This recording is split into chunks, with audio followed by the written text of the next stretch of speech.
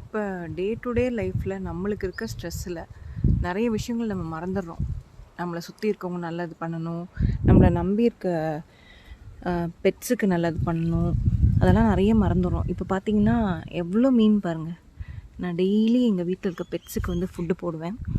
இந்த பெட்ஸ் பார்த்திங்கன்னா நம்மளையே தான் நம்பி இருக்கோம். ஸோ நம்ம எப்போ மேலே வந்தாலும்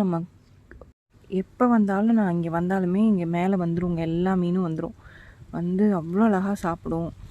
எங்கள் வீட்டில் நிறைய பெட்ஸ் வச்சுருக்கோம். அதில் குறிப்பாக டாக்ஸ் இருக்குது, ஃபிஷ்ஷஸ் இருக்குது, கப்பீஸ் ஃபிஷ்ஷு, ஷார்க்கு எல்லாமே வச்சுருக்கோம்.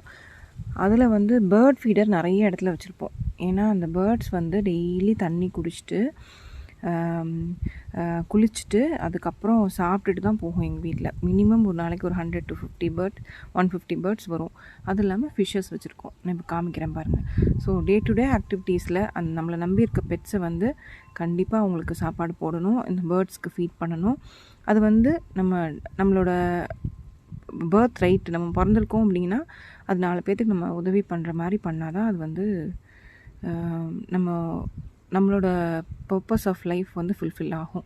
டே டு டே லைஃப் ஒரு நாள் கூட அதை மிஸ் பண்ணக்கூடாதுங்கிறது என்னோடய ரெக்வெஸ்ட். ஏதாவது ஒரு வகையில் நம்ம வந்து நம்மளை சுற்றி இருக்க உயிரினங்களுக்கு ஹெல்ப் பண்ணணும்.